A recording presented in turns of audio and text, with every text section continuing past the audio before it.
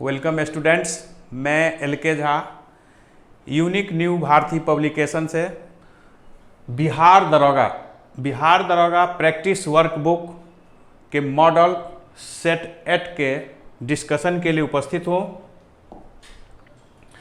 आपका पहला प्रश्न है, ब्रिक्स विकास बैंक का मुख्यालय कहाँ है? तो ब्रिक्स विकास बैंक का मुख्यालय कहाँ है? संघाई में। संघाई कहाँ है? तो संघाई जो है चीन में है। चीन में जो संघाई है, यहाँ पर कब 2014 में ब्रिक्स विकास बैंक की स्थापना की गई। इस बैंक की प्रारंभिक पूंजी जो है 100 करोड़ डॉलर रखी गई, जिसमें सबसे बड़ा अंशदान चीन का रहा, दूसरा स्थान भारत का रहा। B.A. कामत ब्रिक्स बैंक के प्रथम अध्यक्ष हैं। ब्रिक्स बैंक जो है, जैसा कि जानते हैं कि ब्रिक्स की स्थापना 2009 में हुआ था। ब्रिक्स के अंतर्गत जो है भारत, चीन, ब्राज़ील, दक्षिण अफ्रीका देशों का ये संगठन है, जो विश्व के बहुत ही महत्वपूर्ण संगठन है, क्योंकि आबादी के लिहाजे से और GDP में योगदान के लिहाजे से इनका बहुत ही महत्वपूर्ण योगदान है। दूसरा है, वॉलीबॉल के खेल में खिलाड़ी किसके बाद अपना स्थान बदल सकते हैं? तो दिए गए निम्नलिखित में किसी भी स्थिति में नहीं। जो दिया गया है इनमें से किसी भी स्थिति में नहीं। जैसा कि आप जानते हैं कि वॉलीबॉल की शुरुआत जो है अमेरिका से हुआ। 1964 से वॉलीबॉल को ओलंपिक खेल में शामिल किया गया। वॉलीबॉल जो है अमेरिका का महत्वपूर्ण खेल है, इसका उद्भव अमेरिका से हुआ। तीसरा प्रश्न है, पंचवृषिण वीरों में बलदेव की माता का नाम? तो बलदेव की माता का नाम रोहिणी बलदेव की माता की नाम थी। 5 वृषण वीरों में, जैसा कि हम जानते हैं कि भागवत धर्म से जुड़ा हुआ पंच वृषण वीर है, जो कृष्ण और उनसे संबंधित है। कृष्ण की रानी रोहिणी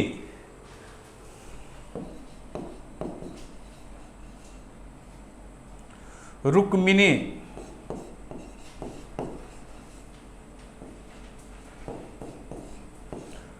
जाम्बती और देवकी जो है श्री कृष्ण की माता का नाम है। सत्यभामा आदि भी श्री कृष्ण की रानी की नाम है। तो श्री कृष्ण की रोहिणी, रुक्मिणी, जाम्बावती, सत्यभामा महत्वपूर्ण उनकी रानी थी, जिसमें रुक्मिणी को पटरानी का दर्जा दिया गया था। प्रधुमन पंचवृषि वीरों में प्रधुमन सबसे महत्वपूर्ण है, जो श्री कृष्ण के पुत्र थे। श्री कृष्ण के पिता का नाम वासुदेव और माता का नाम देवकी थी। ये सात्यक वंश से संबंधित, सात्यक वंश या कुल से संबंधित हैं। चौथा प्रश्न है, अपने साम्राज्य विस्तार में चंद्रगुप्त मौर्य की सहायता किया? तो चंद्रगुप्त मौर्य को अपने साम्राज्य स्थापित करने में चाणक्य ने सहयोग दिया। जैसा कि आप जानते हैं कि चंद्रगुप्त मौर्य का बचपन बहुत दीनहीन अवस्था में गुजरा। आपसे एक प्रश्न पूछी जाती है कि कौन सा शासक जिसका बचपना दीनहीन अवस्था में गुजरा, तो उसका आंसर होगा उसका आंसर होगा चंद्रगुप्त। कौन सा शासक बचपन में दीनहीन अवस्था में उनका बचपना गुजरा, काफ़ी समस्या से, संघर्ष से वे आगे बढ़े, तो वह भारत के राजा है चंद्रगुप्त मौर्य। और चंद्रगुप्त मौर्य को यदि कोई शासक बनाने में सबसे महत्वपूर्ण भूमिका निभाया, तो वह है चाणक्य। जैसा कि आप जानते हैं, विष्णुगुप्त इनका वास्तविक नाम था। चनन के पुत्र थे। कौटिल इनका गोत्र था। ये पाटलिपुत्रा निवासी थे और फिर तक्षशिला विश्वविद्यालय में छात्र के रूप में शिक्षा ग्रहण किए थे। फिर वहाँ शिक्षक के रूप में भी अपने महत्वपूर्ण जो है भूमिका का निर्वहन किया। चाणक्य के प्रयास से ही चंद्रगुप्त मौर्य अंततः धनानंद को पराजित कर नंद वंश को अंत कर मौर्य वंश की स्थापना किया। ध्यान रखना है कि चंद्रगुप्त के राजनीतिक गुरु प्रधानमंत्री पूछा जाए तो चाणक्य, लेकिन यदि आपसे पूछा जाए कि चंद्रगुप्त मौर्य के आध्यात्मिक गुरु धार्मिक गुरु कौन थे तो उत्तर होगा भद्रबाहु, जो जैन धर्म से संबंधित हैं। उपगुप्त अशोक के बौद्ध धर्म में प्रवेश दिलाने में प्रमुख भूमिका रहा। शूद्रक जो महत्वपूर्ण मृच्छकटिकम जैसी पुस्तक की रचना की। विशाख दत्त भी शूद्रक का ही पुस्तक माना जाता है। 37 क्वेश्चंस है। प्रथम तेल परिष्करण संयंत्र कहाँ स्थापित की गई? तो डिगबोई, भारत में डिगबोई में प्रथम तेल शोधक कारखाना की स्थापना 1901 ईस्वी में किया गया।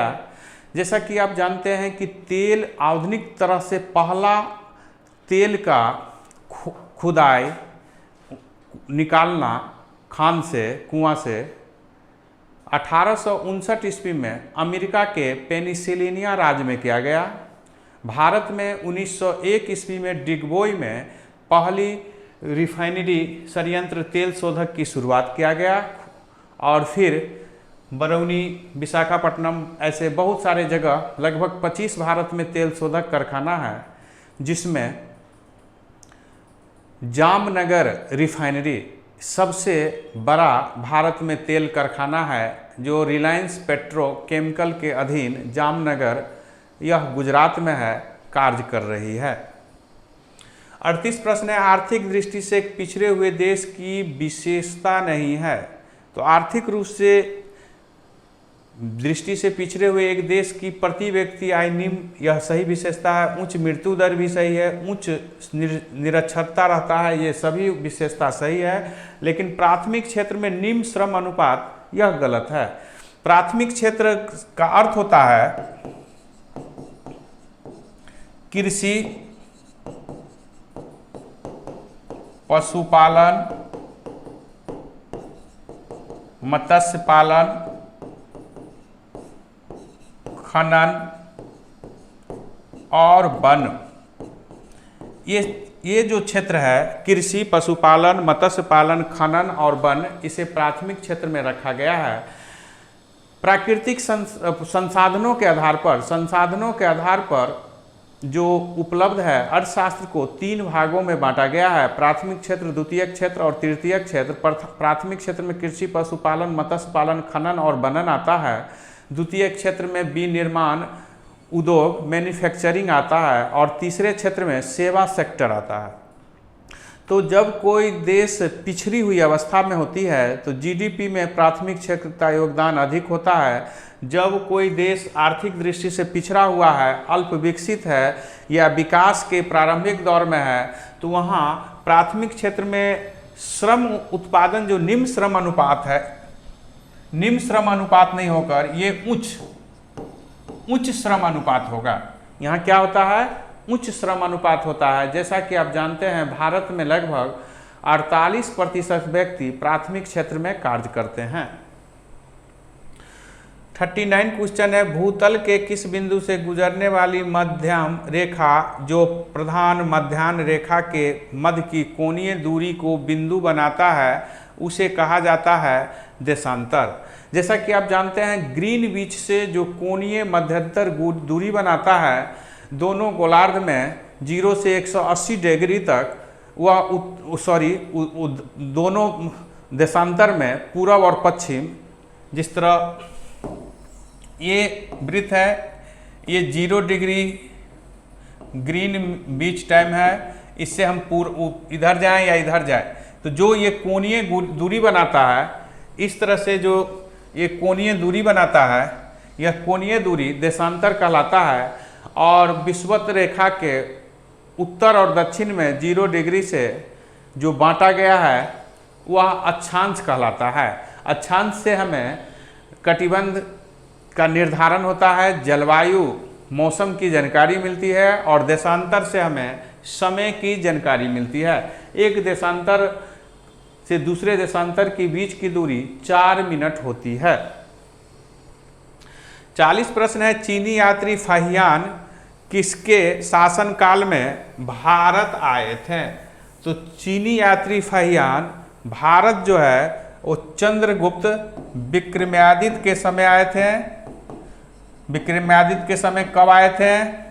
तो फाहियान जो है उनका समय है 399 से 414 एडी। तो 399 से 414 एडी में चंद्रगुप्त विक्रमादित्य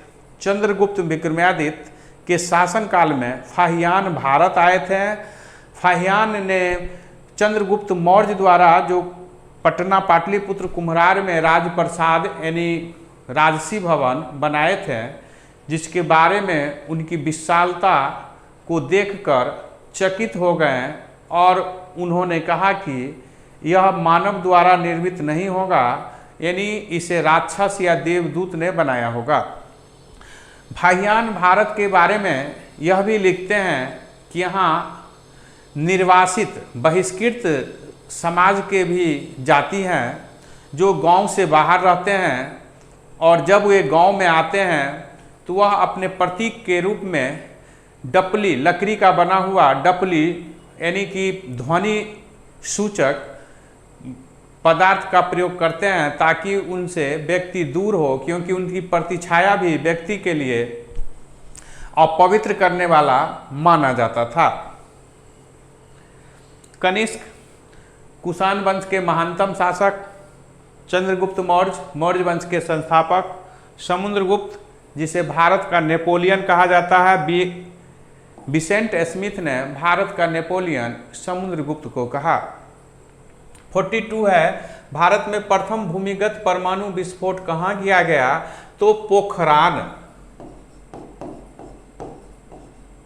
ये पोखरान में हम 18 मई 1974 को प्रथम परमाणु विस्फोट किया गया।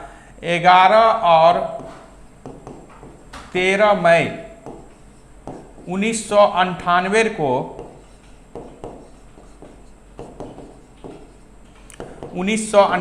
को परमाणु परीक्षण भारत में किया गया। भारत में प्रथम परमाणु परीक्षण 18 मई 1974 को पोखरान में किया गया, और द्वितीय परमाणु परीक्षण 11 और 13 मई 1998 को पोखरान में ही किया गया। पोखरान भारत का परमाणु प्रशिक्षण केंद्र है। जैसा कि आप जानते हैं, बुद्ध पुनः मुस्काया, अटल बिहारी वाजपेयी को यह संवाद दिया गया। उस समय वो प्रधानमंत्री थे जब दूसरी बार परमाणु विस्फोट हुआ। पहली बार श्रीमती इंदिरा गांधी थी कि बुद्ध पुनः मुस्काएं, यानी हमारी परमाणु नीति जो है, परमाणु बम जो है वह शांति के लिए है, आक्रमण के लिए नहीं है, लेकिन आत्मरक्षा के लिए जरूरी पड़े तो हम उसका प्रयोग कर सकते हैं। 1998 में जो परमाणु परीक्षण भारत में किया गया उसे शक्ति 98 नाम दिया गया। शक्ति 98, आपसे कभी प्रश्न होती है कि शक्ति 98 क्या है, तो इसका अर्थ समझना है कि 11 और 13 मई 1998 में जो परमाणु परीक्षण हुई थी। जैसा कि आप जानते हैं कि 17 जुलाई 1945 को पहली बार परमाणु बम की परीक्षा की गई लॉस एंजल्स में, अमेरिका में, जिसको बनाने वाले जो था रॉबर्ट ओपनहीमर था, और ये 6 अगस्त और 9 अगस्त 1945 को क्रमशः हिरोशिमा और नागासाकी पर गिराया गया। जैसा कि आप ये भी जानते हैं कि परमाणु संरचना का सिद्धांत जॉन डाल्टन ने दिया, और परमाणु विखंडन का ओटहन, यानी परमाणु बम जो है ओटहन के सिद्धांत पर आधारित है। उसके वो जनक है, लेकिन बनाने वाला प्रथम व्यक्ति ओपनहीमर है। 44 प्रश्न है, 14 नवंबर को किस दिवस के रूप में मनाया जाता है? तो आप जानते हैं कि 14 नवंबर को बाल दिवस के रूप में हम लोग मनाते हैं। 14 नवंबर 1889 में पंडित नेहरू, जवाहरलाल नेहरू के जन्म दिवस के रूप में मनाते हैं। मजदूर दिवस मजदूर दिवस जो है 1 मई को मनाते हैं। महिला अंतर्राष्ट्रीय महिला दिवस 8 मार्च को मनाते हैं। श्रीमती इंदिरा गांधी की जन्म दिवस 19 नवंबर को हम मनाते हैं। फांसीवाद से क्या अभिप्राय है? तो फांसीवाद एक सिद्धांत नहीं कहा जाए, एक उग्र विचार है जिसमें सत्ता के सर्वोच्च अधिकारी अधिनायक तत्व होते हैं। यानी फांसीवाद और नाजीवाद, जैसा कि आप जानते हैं कि द्वितीय विश्व युद्ध के बाद प्रथम विश्व युद्ध के बाद ये दो विचारधारा इटली और जर्मनी में आया। इटली में आया फांसीवाद शब्द और जर्मनी में आया नाजीवाद। फांसीवाद में बेनिटो मुसोलिनी इसके सबसे जनक हैं। फांसीवाद में सत्ता के जो सर्वोच्च होते हैं वह डिक्टेटरशिप होते हैं, वो सर्वाधिकार तंत्र होते हैं, वह कोई भी निर्णय लेने में सक्षम होते हैं।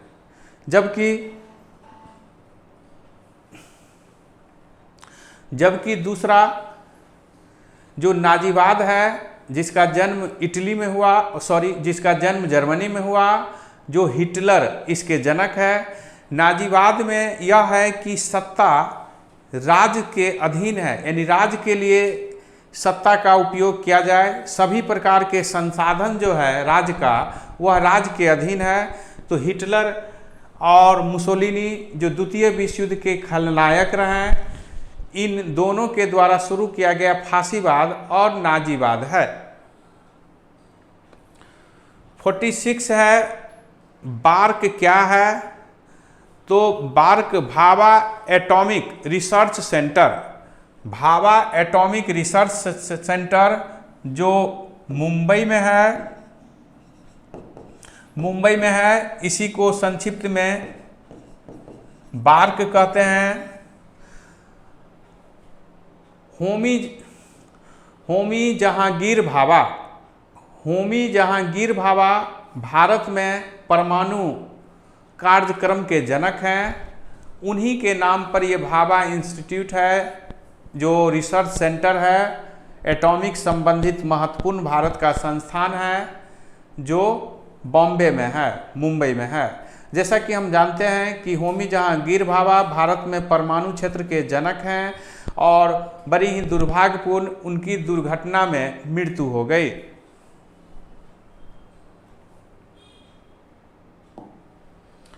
(47) क्वेश्चन है माओरी जनजाति का निवास स्थान है। तो माओरी जनजाति न्यूजीलैंड क्षेत्र में माओरी जनजाति पाए जाते हैं।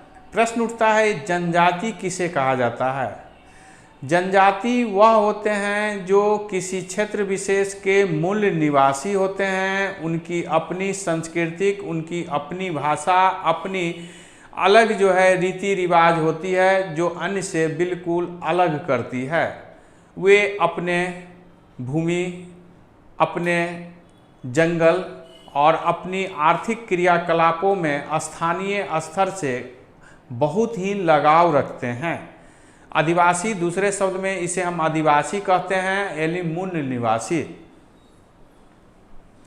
48 है इटली में फांसीवाद के जनक। तो फांसीवाद के जनक बेनिटो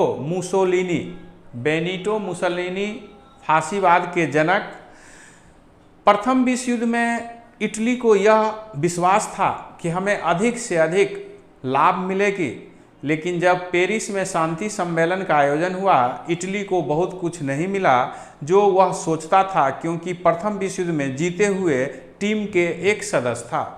इस स्थिति में इटली में असंतोष की भावना प्रबल हो रही थी, जिसका लाभ मुसोलिनी ने उठाया और उन्होंने मिलन में अपने को एक सशक्त संगठित रूप से सामने लाने का प्रयास किया और उस समय के राजा को स्पष्ट रूप से इन्होंने चेतावनी दी कि यदि मुझे शासक नहीं बनाया जाएगा तो हम सभी शासन तंत्र पर अधिकार कर लेंगे। इस स्थिति में मिलन से इनकी रोम यात्रा, जिसे मुसोलिन मार्च कहते हैं, द्वारा इन्हें शासक बनाया गया और 1926 से ये पूर्ण अधिकार तंत्र प्राप्त कर लिए हैं, यानी सर्वाधिकार तंत्र, जिसको हम अधिनायक तंत्र कहते हैं। यानी इनसे ऊपर कुछ नहीं, जो निर्णय लें, जो चाहे वही कानून बन गया। और आगे चलकर हम देखेंगे ये असंतुष्ट थे, जिसका लाभ उठाने के लिए जापान और जर्मनी के साथ मिलकर द्वितीय विश्व युद्ध में धुरी राष्ट्र के रूप में अपनी उपस्थिति दर्ज की थी। विक्टर एमुअनल जो है ये जर्मनी के शासक थे। ऑरलैंडो जो थे ये राष्ट्रपति फ्रांस के थे। मेटरनिक ऑस्ट्रिया के प्रधानमंत्री थे। 49 है, राज्यों में क्षेत्रफल के दृष्टि से सबसे छोटा राज्य कौन है? तो गोवा। गोवा भारत का सबसे छोटा राज्य है। गोवा भारत का 25वां राज्य बना था। गोवा की लगभग 3700 वर्ग किलोमीटर इसका क्षेत्रफल है। यह भारत का सबसे छोटा राज्य है और यहाँ विधानसभा 40 सीटें आती है। पणजी इसकी राजधानी है। भारत में सबसे छोटा राज्य जनसंख्या में सिक्किम है, जहाँ की आबादी 6.10 लाख है। 6,10,577। 2011 के जनगणना के अनुसार सिक्किम की आबादी 6,10,577 है, जो भारत के सबसे छोटा राज्य है। भारत का सबसे बड़ा राज्य क्षेत्रफल में राजस्थान है और जनसंख्या में उत्तर प्रदेश। 50 क्वेश्चन है, सौर मंडल में कौन सा अत्यधिक तीव्र ग्रह है? तीव्र ग्रह है तो बुध जो है सौर मंडल में सर्वाधिक जो है तीव्र ग्रह है। जैसा कि आप जानते हैं कि सौर मंडल का बुध सबसे छोटा ग्रह भी है। बुध ग्रह के पास कोई उपग्रह नहीं है। शुक्र ग्रह के पास भी कोई उपग्रह नहीं है। शुक्र सबसे चमकीला ग्रह है। इवनिंग स्टार और मॉर्निंग स्टार भी इसे कहते हैं। मंगल को हम लाल ग्रह के नाम से भी जानते हैं। शनि में वलय यानी रिंग पाया जाता है और शनि के पास सबसे अधिक उपग्रह है, जो 82 उपग्रह है। 41 है, सानिया मिर्जा कौन थे? तो सानिया मिर्जा टेनिस कौन है? तो सानिया मिर्जा टेनिस भारत के प्रसिद्ध टेनिस खिलाड़ी है। ये अंतर्राष्ट्रीय स्तर की भारत की टेनिस खिलाड़ी है और ये संयुक्त और युगल मिश्रित में इन्होंने बेहतर प्रदर्शन की है। मिश्रित टेनिस प्रतियोगिता में एक समय विश्व की नंबर 1 खिलाड़ी बनने की भी इन्हें गौरव प्राप्त हुआ। ये भारत में महिला टेनिस खिलाड़ी में सबसे महत्वपूर्ण खिलाड़ी है। 52 भारत का पायलट रहित विमान का नाम है? तो लक्ष्य हिंदुस्तान एरोनॉटिक लिमिटेड द्वारा बनाया गया DRDO के सहयोग से। यह भारत में लक्ष्य मानव रहित विमान है, पायलट रहित विमान है और जो अपने लक्ष्य भेदन की क्षमता के कारण ही यह इनका नाम लक्ष्य रखा गया। तेजस भी भारत का बहुत ही हल्का लड़ाकू विमान है। पिनाका भारत में मिसाइल है। जैसा कि जानते हैं ये पिनाका नाम शिव जी से जुड़ा हुआ है। शिव जी के धनुष का नाम भी पिनाका था, जिसे रामचंद्र जी ने तोड़े थे।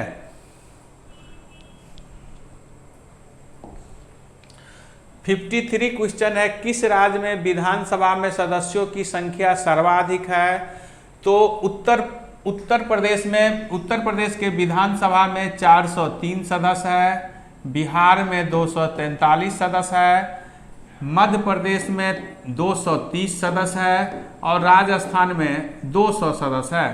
तो स्पष्ट हो गया कि उत्तर प्रदेश में विधानसभा में सदस्यों की संख्या सर्वाधिक है और सबसे कम विधानसभा जो है सदस्य वाला केंद्र शासित प्रदेश है पुडुचेरी, जहां 30 सदस्य हैं। जैसा कि आप जानते हैं कि भारत में 31 विधानसभा है। अनुच्छेद 170 में विधानसभा की संरचना का चर्चा है, जिसमें न्यूनतम 60 और अधिकतम 500 विधानसभा के सदस्य होने की बात कही गई है। हालांकि इसका अपवाद भी है। 54 प्रश्न है, निम्नलिखित में कौन सा भारतीय शास्त्रीय नृत्य है? तो भरतनाट्यम, कुचिपुड़ी और कथक। दिए गए सभी विकल्प शास्त्रीय नृत्य से संबंधित है। भारत में 8 शास्त्रीय नृत्य है। भरतनाट्यम तमिलनाडु की शास्त्रीय नृत्य है। कुचिपुड़ी आंध्र प्रदेश की शास्त्रीय नृत्य है और कथक उत्तर भारत का शास्त्रीय नृत्य है। 55 क्वेश्चन है, भारत में किस खाद्य फसल का उत्पादन सबसे अधिक होता है? तो भारत में चावल का उत्पादन सबसे अधिक होता है।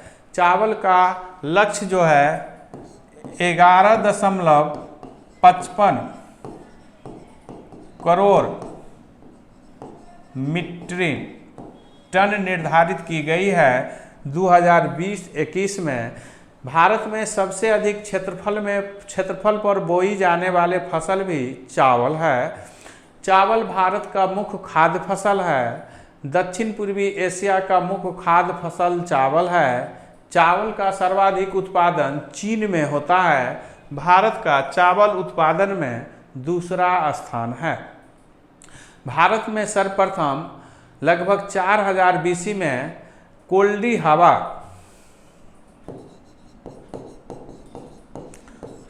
हवा बेलन नदी घाटी उत्तर प्रदेश में चावल का प्रमाण मिला। चावल का जन्मभूमि चीन को माना जाता है। 56 है, भारत में सबसे कम वर्षा वाला स्थान कौन है? तो भारत में सबसे कम वर्षा वाला स्थान लेह है, जहां लगभग 10 cm वार्षिक वर्षा होती है। लेह भारत का सबसे शुष्क स्थान है, सबसे ठंडा स्थान है। लेह लद्दाख क्षेत्र का राजधानी है। लेह में 10 cm वर्षा होती है, यानी भारत का सबसे शुष्क क्षेत्र लेह, सबसे ठंडा क्षेत्र लेह है।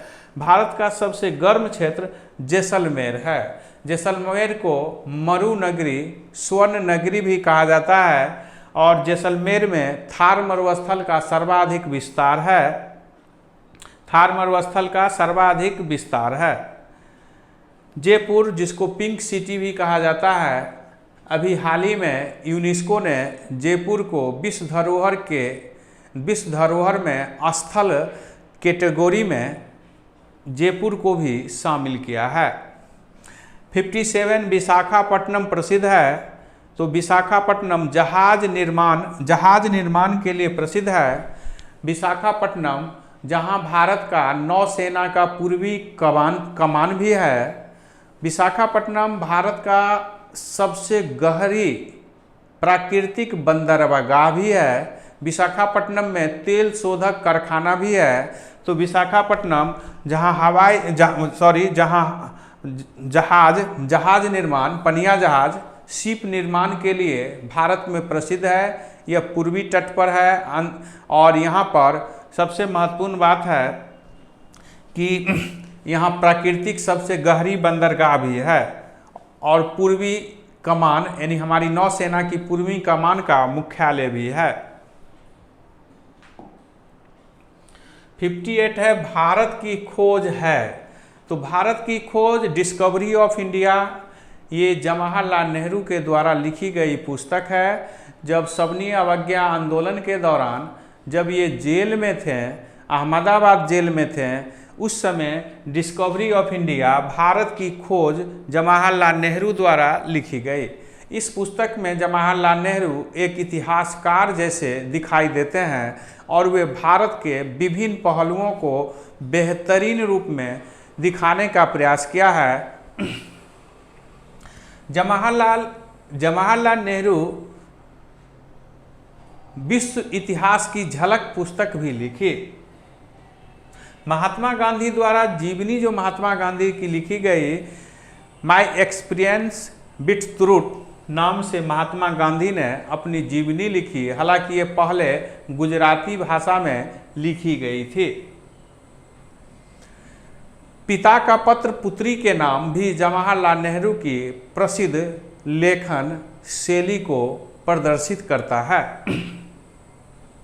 59 है विश्व में चांदी का सर्वाधिक उत्पादन। तो विश्व में चांदी का सर्वाधिक उत्पादन मैक्सिको में चांदी का सर्वाधिक उत्पादन होता है। इसके अतिरिक्त चीन, पेरू आदि देश भी चांदी के महत्वपूर्ण उत्पादक देश है। भारत में राजस्थान और आंध्र प्रदेश चांदी के महत्वपूर्ण उत्पादक देश है। बोलीविया टीन उत्पादन में महत्वपूर्ण स्थान रखता है। बोलीविया में टीन उत्पादन में महत्वपूर्ण स्थान रखता है। अमेरिका सोयाबीन के उत्पादन, मक्का उत्पादन में विश्व में प्रथम स्थान रखता है। 60 प्रश्न है ब्रेस्ट स्टॉक पद यानी शब्द ब्रेस्ट स्टॉक शब्द का संबंध जो है ये तैराकी से है। फ्री स्टाइल का संबंध भी तैराकी से है। बटरफ्लाई का संबंध भी तैराकी से है। वर्तमान में माइकल फेल्प्स सबसे प्रसिद्ध तैराकी करने वाले हैं जो अमेरिका के हैं, जो ओलंपिक में अब तक का सबसे अधिक पदक प्राप्त करने का विश्व रिकॉर्ड भी बनाया है। उन्हें शार्क भी कहा जाता है। 61 है कलिंग पुरस्कार किस क्षेत्र में दिया जाता है। तो कलिंग पुरस्कार संयुक्त राष्ट्र संघ के द्वारा 1952 से यह विज्ञान के क्षेत्र में दिया जाता है। कलिंग पुरस्कार विज्ञान के क्षेत्र में संयुक्त राष्ट्र के तत्वाधान में दिए जाने वाला पुरस्कार है जो 1952 ईस्वी से दिया जाता है। विज्ञान में ऐसी खोज जो देश विदेश से जुड़ा हुआ हो और जो नीचे तबके तक, यानी ऐसी खोज जो सबसे नीचे स्तर के जो व्यक्ति है उस तक पहुंचने में सफल प्राप्त किया हो, ऐसा खोज के लिए कलिंग पुरस्कार दी जाती है। 62 प्रतिवर्ष किस तिथि को अध्यापकों के लिए राष्ट्रीय पुरस्कार की जाती है। तो 5 सितंबर को टीचर दिवस मनाया जाता है। 1962 से 5 सितंबर को भारत में टीचर दिवस मनाया जाता है। और विश्व टीचर दिवस माने विश्व शिक्षक दिवस 5 अक्टूबर को मनाया जाता है। भारत में 5 सितंबर को टीचर दिवस जो मनाया जाता है, शिक्षक दिवस, यह सर्वपल्ली राधाकृष्णन के जन्म पर मनाया जाता है। ऐसा कि जब ये राष्ट्रपति बने तो इनके बहुत सारे अनुयायियों ने इनके जन्मदिन मनाने की धूमधाम से इनसे सिफारिश की। तो डॉक्टर राधाकृष्णन ने कहा कि आप यदि मेरा जन्मदिन मनाना चाहते हैं तो हम पहले एक कैरियर हमारी टीचर से प्रारंभ हुआ, आप हमें एक शिक्षक के रूप में मेरा जन्मदिन मनाइए। तो राष्ट्रपति होकर इन्होंने 1962 में जब शिक्षक के रूप में अपना दिवस मनाया, उस दिन से भारत में टीचर डे मनाया जाता है। सर्वपल्ली राधाकृष्णन जिन पर विश्वविद्यालय आयोग बना, 1953 में यूजीसी की स्थापना हुआ, रूस के राजदूत भी रहे हैं और ये दर्शन शास्त्र के आधुनिक भारत में दर्शन शास्त्र के सबसे प्रसिद्ध दार्शनिक हुए। भारत में आधुनिक भारत के दर्शन शास्त्र के सबसे बड़ा विद्वान हुए हैं। The Hindu review philosophy of India इनकी प्रसिद्ध पुस्तक है। ऑक्सफोर्ड विश्वविद्यालय में दर्शन विभाग का नाम राधाकृष्णन विभाग है, ये वहाँ भी प्राध्यापक के रूप में काम किए और कलकत्ता चेन्नई विश्वविद्यालय में भी ये कुलपति के रूप में रहे थे। तो इनके जन्मदिन पर 5 सितंबर को टीचर दिवस मनाते हैं। 19 नवंबर को इंदिरा गांधी का जन्मदिन है और 14 नवंबर को पंडित जवाहरलाल नेहरू का जन्मदिन है, तो हम इसे बाल दिवस के रूप में मनाते हैं, नेहरू जी के जन्म दिवस को। 63 प्रश्न है, महात्मा गांधी का जन्म 2 अक्टूबर को हुआ था। भारत में एक अन्य महापुरुष का भी जन्म उसी दिन हुआ था, यानी 2 अक्टूबर की जो तिथि है, भारत के 2 महान आत्मा का जन्म, एक तो गांधी जी हैं और दूसरा शास्त्री जी हैं। शास्त्री जी का जन्म 1904 में 2 अक्टूबर 1904 को हुआ था और इनकी मृत्यु जो है कब हुआ, 11 जनवरी 1966 को, कहाँ, ताशकंद में। तो शास्त्री जी और नेहरू जी, महात्मा गांधी और शास्त्री जी दोनों जी का जन्म जो है 2 अक्टूबर को जो है उनकी जन्म पुण्यतिथि, जो उनकी जन्म तिथि है। और जैसा कि आप जानते हैं कि लाल बहादुर शास्त्री नैतिकता के आधार पर पहला भारत के मंत्री हैं जिन्होंने त्याग पत्र दिया था। सरदार पटेल का जन्म 31 अक्टूबर, सरदार पटेल के जन्मदिन 31 अक्टूबर पर भारत में राष्ट्रीय एकता दिवस मनाया जाता है। सरदार भगत सिंह के जन्म 28 सितंबर को 1907 में हुआ था, तो 28 सितंबर को 1907 में सरदार भगत सिंह का जन्म हुआ था। रविंद्रनाथ टैगोर का जन्म जो है 7 मई 1861 ईस्वी को हुआ था। 64 प्रश्न है, चरक एक विख्यात चिकित्सक, चरक जो चरक संहिता लिखी, जो कनिष्क के दरबार में, ये चरक कनिष्क के दरबार में रहने वाले प्रसिद्ध चिकित्सक थे। चरक संहिता इनकी प्रसिद्ध पुस्तक है। चरक संहिता में 300 से अधिक हड्डियों होने का, इन्होंने अस्थियां बौन होने का इन्होंने उल्लेख किया है, जैसा कि 360 इन्होंने बताया है। जैसा कि आज के भी चिकित्सक विज्ञान मानती है कि बचपन में हड्डियों की संख्या अधिक होती है, लेकिन बाद में जुटकर युवा अवस्था में 206 रह जाता है। तो जैसा कि जानते हैं कि चरक प्रसिद्ध कनिष्क कुषाण वंश के महान शासक के दरबार में रहते थे। चरक संहिता इनकी प्रसिद्ध पुस्तक है।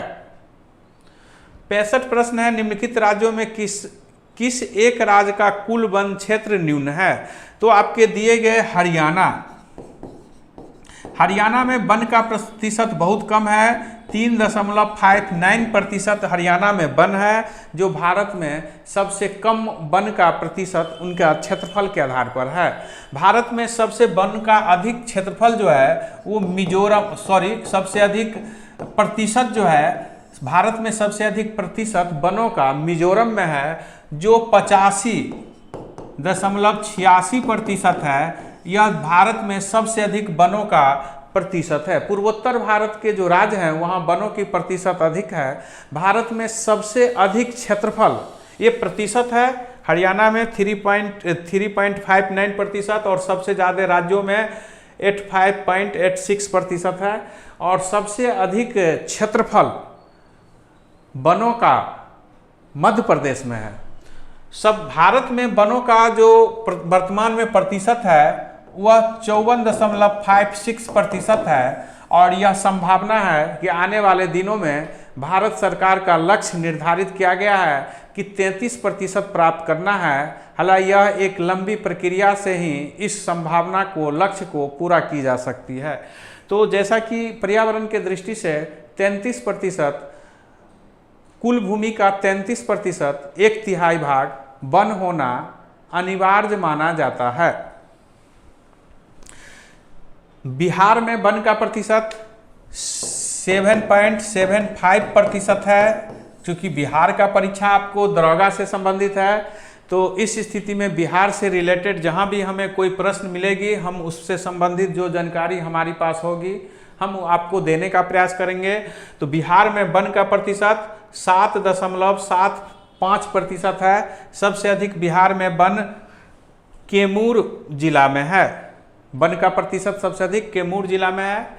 66 है, निम्नलिखित युग्म में कौन एक सही सुमेलित नहीं है? तो एक पहला है कास्मिक बैकग्राउंड तो ये एक्सप्लोजर उपग्रह जो नासा द्वारा शुरू किया गया था, यह विकल्प सही दिखाता है। फैल्कन यानी फाल्कन, ये फाल्कन ये रडार है जो दिखा रहा है कि समुद्रगत केबल तंत्र, तो ठीक है क्योंकि ये रडार जो इससे केबल जो रडार जो हमें संकेत देने में काम आता है। डिस्कवरी अंतरिक्ष शटल, ये भी नासा अमेरिका के अंतरिक्ष विभाग नासा द्वारा डिस्कवरी शटल जो भेजा गया। अटलांटिस अंतरिक्ष स्टेशन, यह गलत है। अटलांटिस क्या था, तो अटलांटिस जो है अब यह एक इतिहास के पन्ना में समा गया है। प्लेटो ने अपनी पुस्तक में अटलांटिस का चर्चा किया है, जो प्रसिद्ध एक नगर थी जो समुद्र में समाहित संभवतः हो गई। अंतरिक्ष स्टेशन यह नहीं था, तो आपका आंसर डी होगा। 67 है, महाभारत के रचयिता थे, तो महाभारत के रचयिता वेद व्यास को माना जाता है। जैसा कि आप जानते हैं कि हिंदू शास्त्र के अनुसार 3100 BC में महाभारत का युद्ध हुआ। प्रारंभ में इसमें 8800 श्लोक था, तो इसे जे संहिता कहा गया। फिर इसमें श्लोकों की संख्या बढ़कर 24,000 हो गया, तो इसे भारत संहिता कहा गया। फिर आगे चलकर इसमें श्लोकों की संख्या 1 लाख से अधिक हो गई, तो इसे महाभारत कहा गया। महाभारत विश्व की सबसे बड़ी महाकाव्य है। महाभारत कौरव और पांडव एक ही वंशज के द्वारा लड़ा गया भूमि से संबंधित युद्ध है। इतिहास के जो प्रमाण है उसके आधार पर इसकी तिथि उत्तर वैदिक काल के प्रारंभिक समय यानी 950 BC के आसपास मानी जाती है। हालांकि हिंदू शास्त्र के अनुसार 3100 BC में महाभारत युद्ध हुआ। लगभग 18 दिनों तक युद्ध चली। वेद व्यास महाभारत के मूल रचयिता है। वाल्मीकि द्वारा रामायण लिखी गई। रामायण वाल्मीकि द्वारा लिखी गई। वाल्मीकि को भारत का आदि कवि कहा जाता है, यानी भारत का प्रथम पोएट, प्रथम कवि यदि आपसे पूछा जाए तो वाल्मीकि नाम देंगे। तुलसीदास भारत में हिंदी भाषा पर लाखों, यदि विभिन्न विधाओं को मिला लिया जाए, पुस्तक, पत्र पत्रिकाएं, नाटक वगैरह, तो लाखों पुस्तक लिखी गई है, जिसमें सबसे महत्वपूर्ण पुस्तक रामचरितमानस है, जिसके रचनाकार तुलसीदास है, जो अवधी भाषा में लिखी गई है। हिंदी का सर्वश्रेष्ठ पुस्तक जब आपसे पूछा जाए तो वह तुलसीदास की रामचरितमानस होगी, और जब आधुनिक भारत की सबसे महत्वपूर्ण पुस्तक हिंदी का पूछा जाए तो कामायनी जयशंकर प्रसाद की होगी। 70 क्वेश्चन है, गीत जनगण मन को भारत के राष्ट्रगान के रूप में स्वीकृत किया गया। तो हम देखेंगे कि 24 जनवरी 1950 को जनगण मन को राष्ट्रीय गान के रूप में स्वीकार कर लिया गया। जैसा कि हम जानते हैं कि जनगण मन यह ब्रिटिश शासन के प्रति आस्था व्यक्त करने के लिए कविंद्र गुरुदेव रविंद्रनाथ टैगोर द्वारा रचित रचना है। हालांकि इनकी जो ध्येय थी उसमें राजभक्ति थी, लेकिन इनके जो पद है वह राष्ट्र की एकता, अखंडता और समावेश करने की भावना से भरी है। इस कारण अंततः जनगण मन को भारत का राष्ट्रगान स्वीकार किया गया। सर्वप्रथम जनगण मनगन कांग्रेस के 1911 ईस्वी के कलकत्ता अधिवेशन में इसकी गायन की गई, जिसका अध्यक्षता पंडित बिशन दास धर ने किया था। 71 है, पुस्तक विंग ऑफ फायर के लेखक है तो APJ अब्दुल कलाम।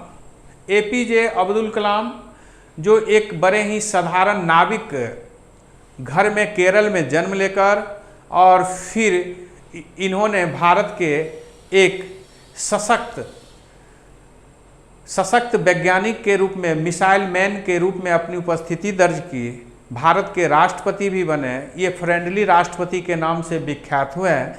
इन्हीं के द्वारा विंग्स ऑफ फायर लिखा गया है। भारत में इंटीग्रेटेड मिसाइल कार्यक्रम के जो 1983 में इंदिरा गांधी द्वारा शुरू की गई, उसके ये जनक हैं।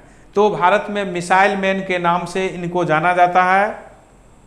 इनकी बहुत सारी पुस्तकें अन्य भी हैं। R.K. नारायण भारत के अंग्रेजी के प्रसिद्ध रचनाकार, इतिहासकार और लेखक हैं, जिन्होंने मालगुडी डेज और गाइड, स्वामी एंड फ्रेंड जैसे पुस्तक की रचना की। अबुल कलाम आज़ाद भारत के स्वतंत्रता संग्राम के महान नेता, जिन्होंने इंडिया विंस फ्रीडम पुस्तक की रचना की। B.S. नायपाल जो भारतीय मूल के ब्रिटेन के नागरिक, जिन्हें 2001 ईस्वी में नोबेल पुरस्कार साहित्य का दिया गया। ये प्रसिद्ध द हाउस ऑफ स्वामी विश्वा इनके प्रसिद्ध पुस्तक है।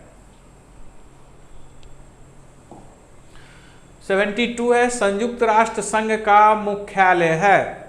तो संयुक्त राष्ट्र संघ का मुख्यालय न्यूयॉर्क है, जो मैनहट्टन द्वीप पर अमेरिका में अवस्थित है। संयुक्त राष्ट्र की स्थापना 24 अक्टूबर 1945 को किया गया। संयुक्त राष्ट्र संघ के सबसे जो महत्वपूर्ण संगठन है, जो जिनमें सभी सदस्य शामिल है, वह है महासभा, जनरल असेंबली, जिसमें 193 देश है। इसके अतिरिक्त इनकी सबसे बड़ी यूनिट जो है, सबसे महत्वपूर्ण यूनिट जो है, वह है सुरक्षा परिषद, जिसमें कुल 15 सदस्य होते हैं। हेग में अंतर्राष्ट्रीय न्यायालय है। जेनेवा में WTO का मुख्यालय है। 73 है गीत गोविंद की रचना है। तो जयदेव जो सेन वंश के जो लक्ष्मण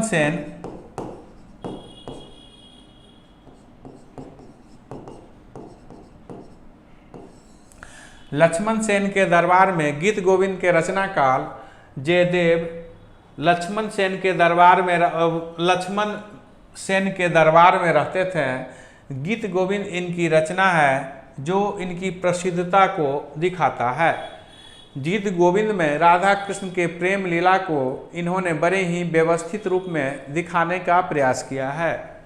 मीरा जो राजस्थान की आमेर की रतन सिंह राठौर की पुत्री थी, जयमल की बहन थी, और राणा संगा यानी राणा संग्राम सिंह, जिसे राणा संगा के नाम से भी जानते हैं, उनके बड़े पुत्र भोजराज की पत्नी थी।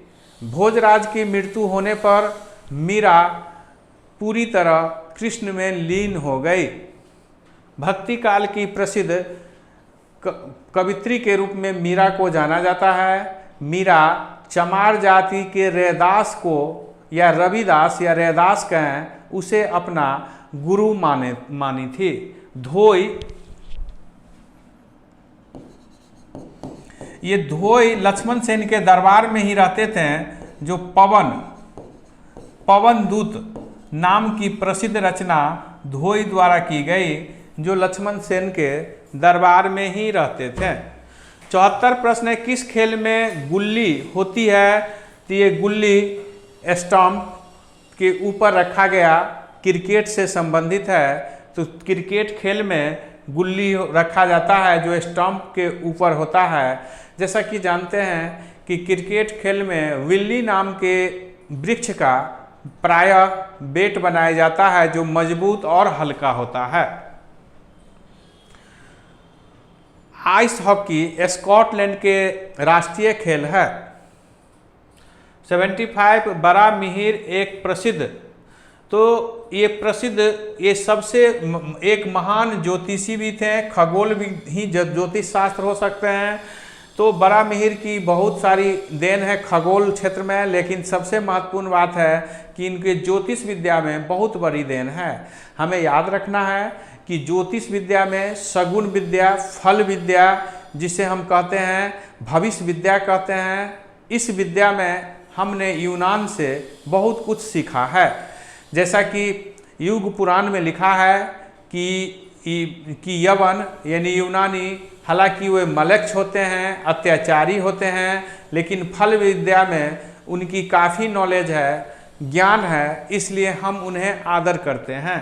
तो बड़ा मिहिर द्वारा हम देखेंगे कि पंच सिद्धांतिका बहुत ही महत्वपूर्ण पुस्तक है, जिसमें रोमक और पोलक सिद्धांत निश्चित ही विदेशी प्रभाव है, जिसमें ज्योतिष विद्या के 5 सिद्धांतों का चर्चा किया है। ये चंद्रगुप्त द्वितीय के दरबार में नवरत्न में शामिल थे। 76 भारत में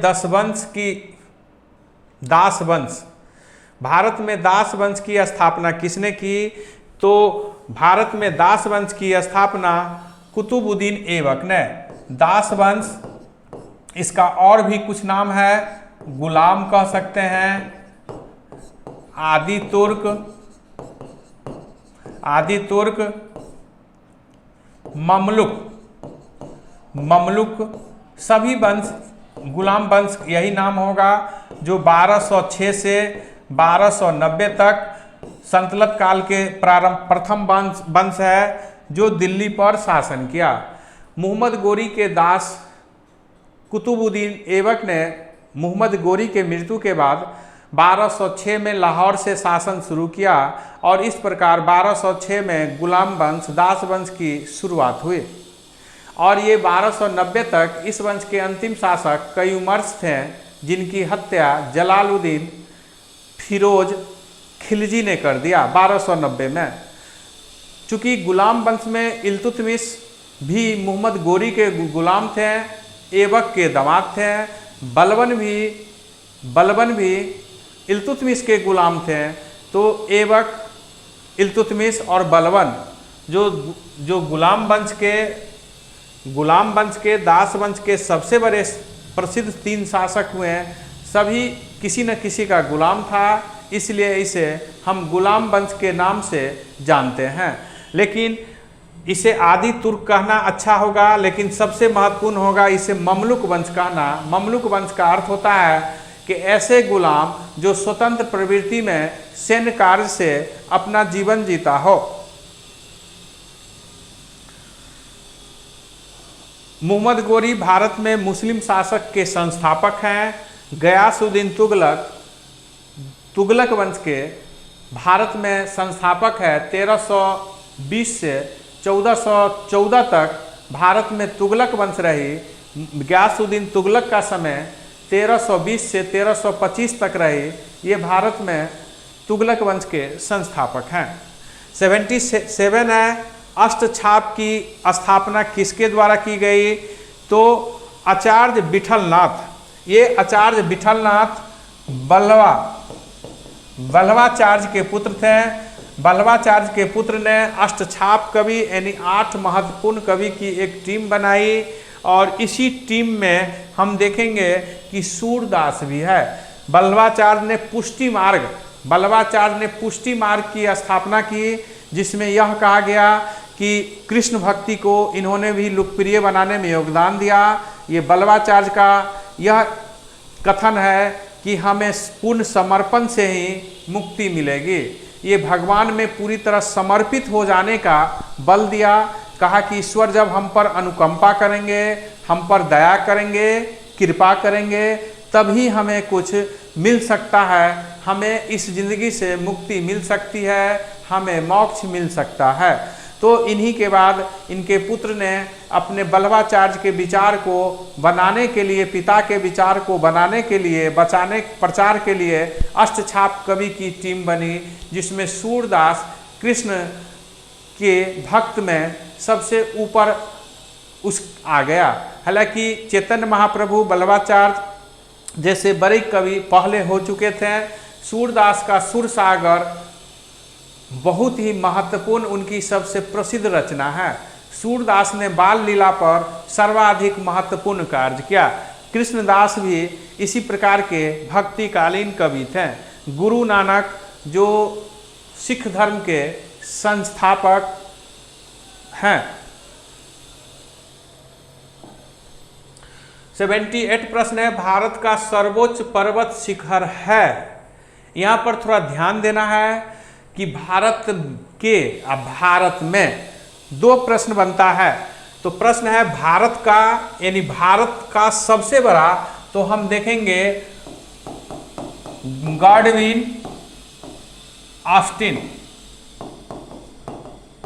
गॉडविन ऑस्टिन, जिसको हम संक्षिप्त में K2 कहते हैं। आपका आंसर डी होगा, K2 कहते हैं। ये 8611 मीटर है और सबसे जाहिर है कि ये वर्तमान में POK में है, यानी पाक अधिकृत कश्मीर में है। यानी K2 गॉडविन ऑस्टिन जो है, जो भारत की सबसे ऊंची चोटी है, वर्तमान में पाकिस्तान के अधिकृत कश्मीर में है।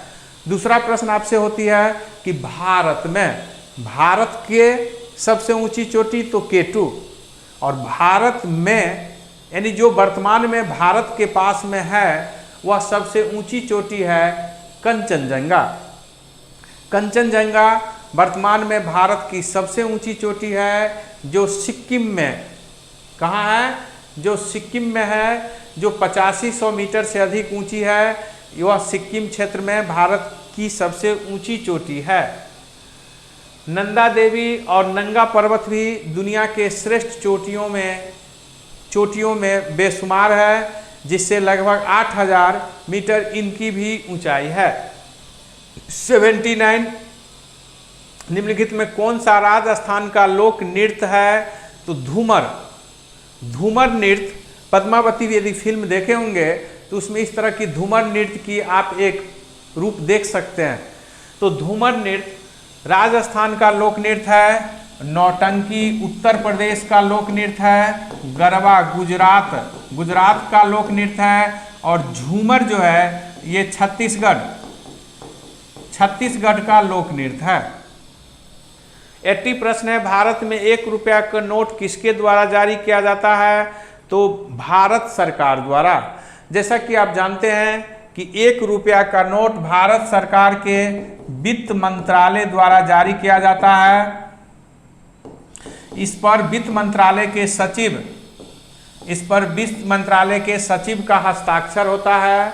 1 रुपया के नोट या सिक्का भारत के वित्त मंत्रालय द्वारा जारी की जाती है। इसके अतिरिक्त जितने भी नोट या सिक्का जारी की जाती है वह RBI द्वारा जारी की जाती है। RBI की स्थापना 1 अप्रैल 1935 ईस्वी को हुआ और वर्तमान में RBI के गवर्नर शक्तिकांत दास है।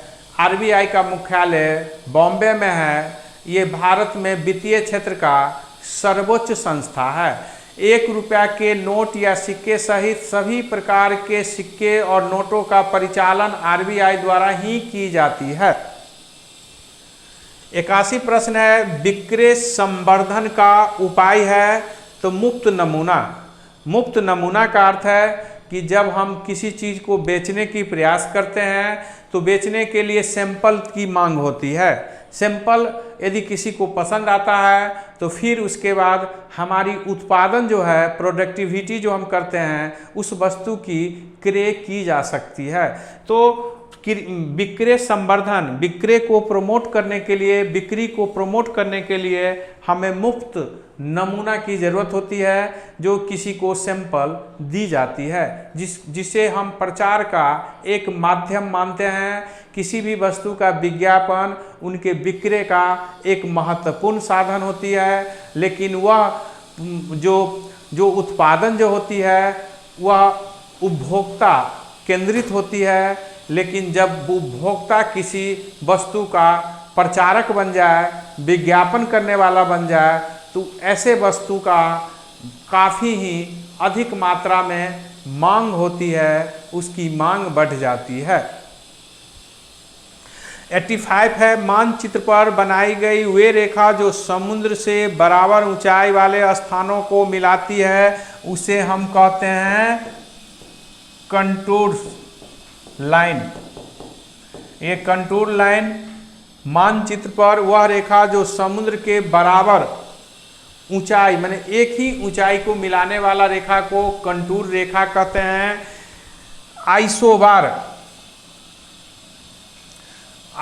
आइसोबार समान दाब वाले रेखा को मिलाने वाले लाइन को कहते हैं। और आइसोहाइट समान वर्षा वाले रेखा को मिलाने को कहते हैं।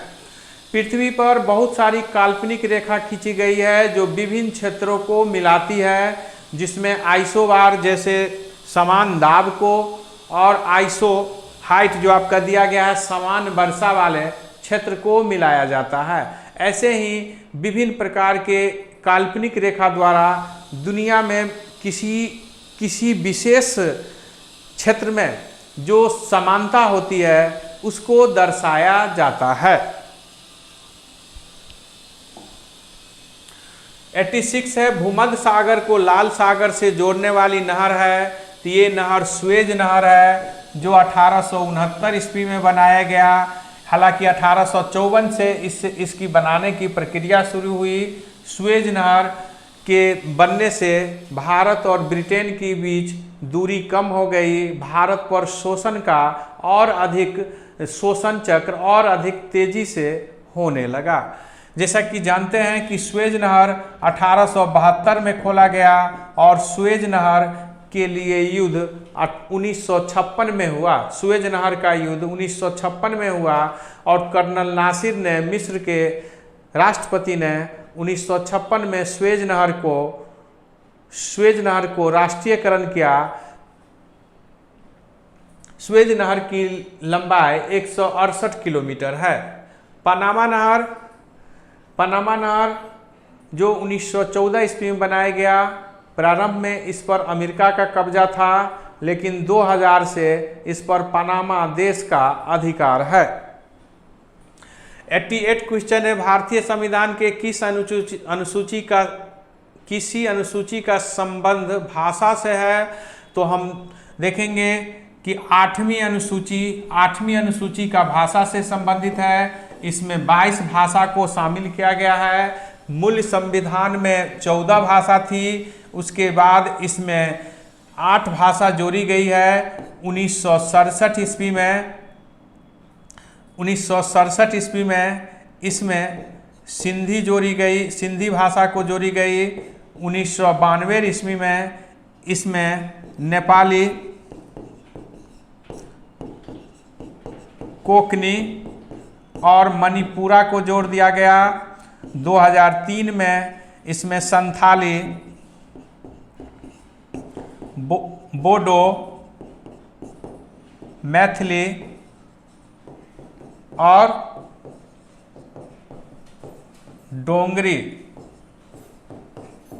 डोंगरी को जोड़ दिया गया। कहने का अर्थ है कि मूल संविधान में 8 भाषा थी, मूल संविधान में अष्टम सूची में 14 भाषा थी, वर्तमान में 22 भाषा है, जिसमें सिंधी, नेपाली, कोंकणी, मणिपुरी, संथाली, बोडो, मैथिली और डोंगरी को जोड़ा गया है। 6ठी अनुसूची में 4 असम, मिजोरम, त्रिपुरा और मेघालय से संबंधित बातों का चर्चा किया गया है। मेघालय। 4थी अनुसूची में राज्यसभा में राज्य के प्रतिनिधि का संबंध है। 7वीं अनुसूची में 3 अनुसूचियों यानी संघ सूची, राष्ट्र सूची, समवर्ती सूची का उल्लेख है। 89 है, चंडीगढ़ के रॉक गार्डन का सृजनकर्ता कौन है? तो नेक चंद्र है। नेक चंद्र का पिछले वर्ष मृत्यु हो गई है। नेक चंद्र रॉक गार्डन के ये जनक हैं जो चंडीगढ़ में है। इन्होंने अवशिष्ट पदार्थों से रॉक गार्डन को बनाकर एक सृजनात्मक कला का परिचय दिया। कार्बूजियर यह चंडीगढ़ नगर के संस्थापक हैं। भारत में पहला नियोजित शहर चंडीगढ़ है। उस्ताद इसाक खां ताजमहल बनाने वाले मुख्य वास्तुकार नहीं, मुख्य कारीगर थे। मुख्य वास्तुकार ताजमहल का अहमद हमीद लाहौरी थे और उनके कारीगर के जो प्रधान थे वह उस्ताद ईसा खां थे। 90 प्रश्न है, स्टॉक एक्सचेंज का नियमन करने वाली ब्रांडी है तो वह है सेबी। ये सेबी का स्थापना 12 अप्रैल 1988 को हुआ और 30 जनवरी 1992 को इसे संवैधानिक दर्जा दे दिया गया। सेबी का मुख्यालय बॉम्बे में है।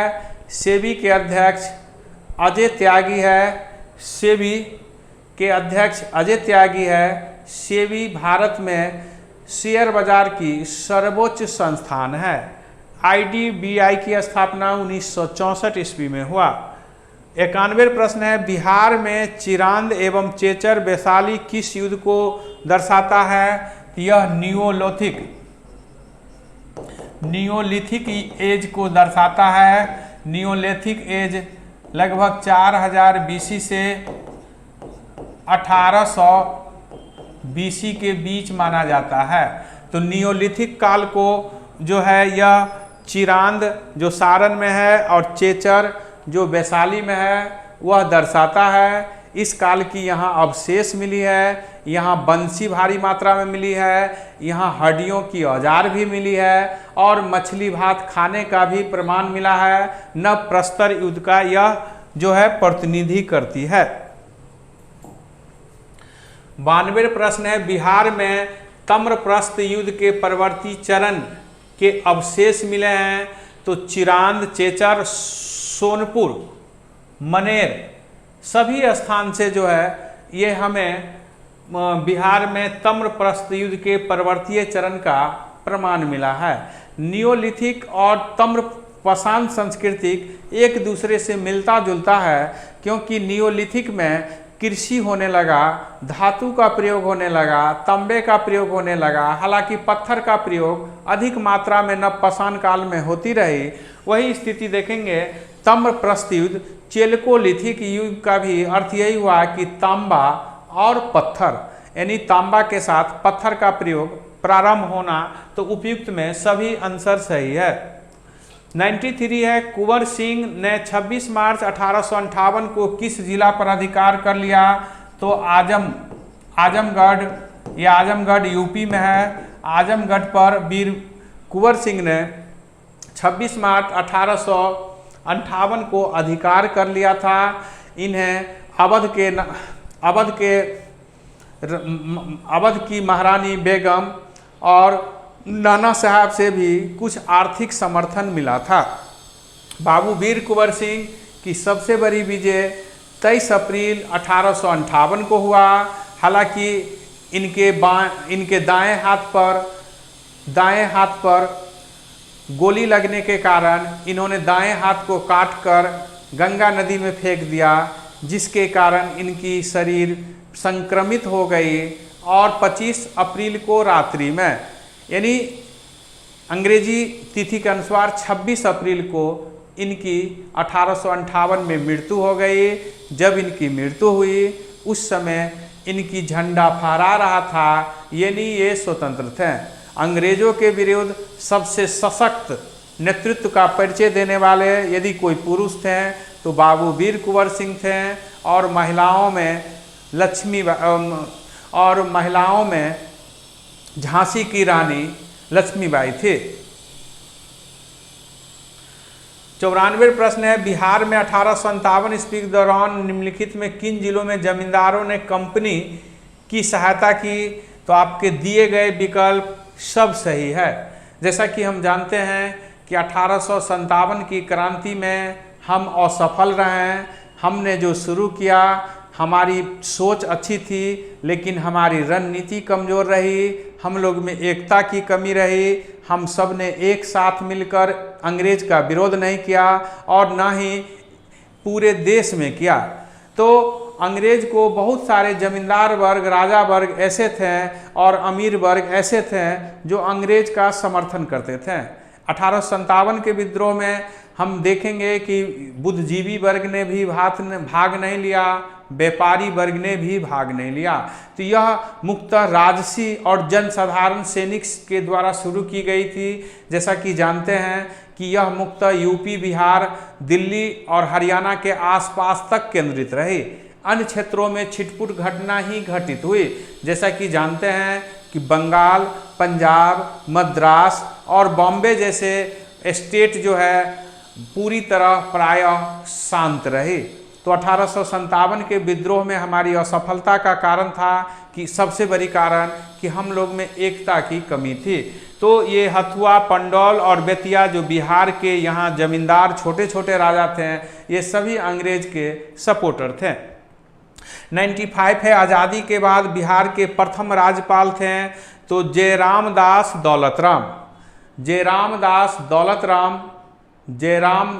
दौलतराम बिहार के प्रथम राज्यपाल थे। 155 आर्टिकल के अधीन राज्यपाल की नियुक्ति राष्ट्रपति द्वारा की जाती है, जो केंद्र के प्रतिनिधि के रूप में राज्य में कार्य करते हैं। 96 झारखंड बिहार से कब अलग हुआ? तो झारखंड बिहार से 15 नवंबर 2000 को झारखंड बिहार से अलग हुआ। बिहार से झारखंड को अलग होने की पहली मांग 1938 में स्पष्ट रूप में फुटबॉल खिलाड़ी जयपाल ने रखा था। हालांकि वह मांग पूरी नहीं हुई उस समय, लेकिन अंततः 15 नवंबर 2000 को यह मांग पूरी हुई। उस समय बिहार में श्री लालू प्रसाद यादव जनता दल की सरकार थी और केंद्र में अटल बिहारी प्रधानमंत्री थे। 15 नवंबर 1875 को बिरसा मुंडा का जन्म हुआ था।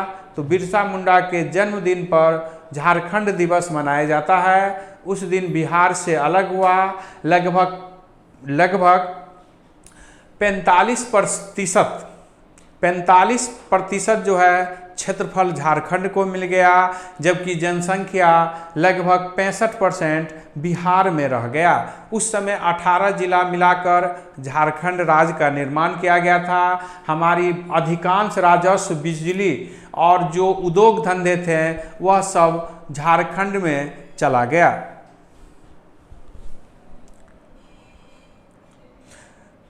राज्य पुनर्गठन जो 2000 हुआ था, उसमें 1 नवंबर 2000 को छत्तीसगढ़, 9 नवंबर 2000 को उत्तराखंड और 15 नवंबर 2000 को झारखंड राज्य का निर्माण हुआ था। 97 बिहार के दक्षिण भाग के मैदान अवस्थित पहाड़ियां हैं, तो धारवाड़ कालीन क्वार्टजाइट चट्टान की यहाँ बहुलता है। क्वार्टजाइट जो है ये बलुआ पत्थर आदि से बना हुआ होता है और धारवाड़ जो है यह कर्नाटक में है, जो अपने खनिज संपदा के लिए प्रसिद्ध है। उसी आधार पर यहाँ दक्षिण गंगा नदी के दक्षिण भारत भाग में भी इस प्रकार की चट्टान पाई जाती है। गोंडवाना लैंड भारत में सबसे गोंडवाना चट्टान या गोंडवाना लैंड जो है उस काल की जो है सबसे मेन जो है भारत में कोयला का मुख्य जो भंडार है वह गोंडवाना से संबंधित है। लगभग 98% भारत में कोयला गोंडवाना बेल्ट से संबंधित है। 98 बिहार में कुल कृषि योग्य भूमि कितनी है? तो बिहार में कुल कृषि योग्य भूमि जो है 90.46 लाख हेक्टर है, लेकिन बिहार में खेती जो है वह लगभग 55 लाख हेक्टर में ही होती है। जैसा कि जानते हैं बिहार का कुल क्षेत्र जो है 93.60 लाख हेक्टर है। तो बिहार का कुल क्षेत्र 93.60 लाख हेक्टर है। कृषि योग्य भूमि जो है 79.46 लाख हेक्टर है, लेकिन कृषि जो है वह मात्र लगभग 55 लाख हेक्टर पर ही बिहार में होती है। 99 बिहार में सोप स्टोन कहाँ है? तो बिहार में सोप स्टोन जो है जमुई के शंकरपुर क्षेत्र में सोप स्टोन है। जैसा कि हम जानते हैं कि जमुई गिद्धौर, जमुई के गिद्धौर क्षेत्र भी काफ़ी प्रभावशाली रहा, जहां के राजा अपनी कीर्ति के लिए विख्यात रहे। जमुई वर्तमान में बिहार का एक जिला है। 100 क्वेश्चन।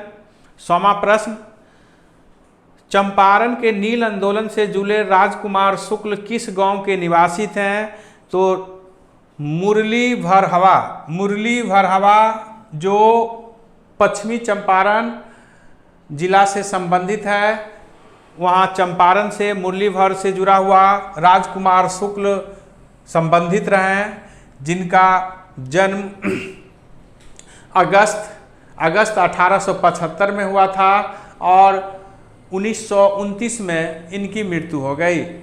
राजकुमार शुक्ल बहुत ही प्रसिद्ध था, उन्होंने पाया चंपारण आंदोलन से जुड़ने के कारण। राजकुमार शुक्ल एक पढ़े लिखे किसान थे और वे नील किसानों जो चंपारण क्षेत्र में समस्या थी उससे काफ़ी दुखी थे और इसके निदान चाहते थे। इस निदान के लिए इन्होंने अंततः 1916 के कांग्रेस अधिवेशन लखनऊ में भाग लिया और गांधी जी भी उस सम्मेलन में उपस्थित थे। गांधी जी को राजकुमार शुक्ल ने नील किसानों की समस्याओं और निहल्लों के अत्याचारों को बताया और गांधी जी को यह आश्वासन देना पड़ा कि हम अवश्य बिहार आएंगे। जैसा कि गांधी जी ने अपनी आत्मकथा में लिखा है कि वह राजकुमार की हठ धर्मी थी कि अंततः हमें बिहार के चंपारण के किसानों की समस्याओं के लिए आना पड़ा। उनका कहना था कि यदि राजकुमार शुक्ल हमें बहुत मजबूर नहीं करता तो हो सकता है कि हम आने में विलम्ब करते हैं अथवा नहीं भी आते हैं। तो इस स्थिति में राजकुमार शुक्ल को यह श्रेय दिया जाता है कि भारत में गांधी जी को जो 1917 में चंपारण सत्याग्रह जो 3 कठिया पद्धति को समाप्ति से जुड़ा हुआ है उसकी शुरुआत करने के लिए गांधी जी को आह्वान करने के लिए उन्होंने विवश किया और फिर गांधी जी भारत में पहला सत्याग्रह किया और अंग्रेज के विरुद्ध इस प्रकार भारत में गांधी का पदार्पण हुआ। तो 1867 में देखेंगे कि नील किसानों से अनुबंध किया गया था, जिसके द्वारा चंपारण के किसान को कम से कम 1 बीघा में 3 कट्ठा नील की खेती करना अनिवार्य था, जिसे चंपारण सत्याग्रह 1917 के द्वारा 1918 में इसे समाप्त कर दिया गया। प्यारे छात्र छात्राओं, आप यूनिक पब्लिकेशन का बुक पढ़ें और जो डिस्कशन है यह थोड़ा लंबा जरूर लगता होगा, हालांकि क्वेश्चन भी 75 से 80 प्रश्न लगभग आपको हम चेंज करते हैं और विश्वास दिलाते हैं कि इससे कम से कम आपको 500 से 700 प्रश्न चेंज होता होगा। उसमें से बहुत सारे प्रश्न आप जानते होंगे, तो जो प्रश्न आप जानते होंगे वह प्रश्न आपकी मेमोरी को और तीव्र कर रही हो, रिवाइज करती हो, और कुछ ऐसे प्रश्न भी होंगे जो आप नहीं भी जानते होंगे। तो इस रूप में मेरा कहना है कि वीडियो देखने से आपको हर स्तर पर लाभ होगी और बिहार दरोगा परीक्षा के लिए विशेष रूप से यह मॉडल प्रैक्टिस सेट बनाया गया है। आप इसको अध्ययन कर और वीडियो देखकर अधिक से अधिक लाभ उठा सकते हैं। आपको वीडियो कैसा लगा, आपको बुक कैसा लग रहा है, इस पर आप कमेंट करें, शेयर करें। मेरी खामियां हो वह अवश्य बताएं। धन्यवाद।